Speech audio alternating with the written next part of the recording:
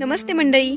तर आज आपल्या सगळ्यांचा एकदम आवडीचा आपला सण म्हणजे गुढीपाडवा, आपल्या मराठी नववर्षाचा पहिला दिन.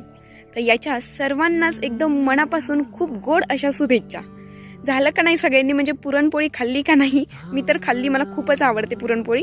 आता कसं आहे ना, म्हणजे माणसाचं जे मन असतं ते आयुष्यभर एकच गैरसमज पाळून त्याच्या भोवती घुटमळत घुटमळत जगत असतं की लोक काय म्हणतील.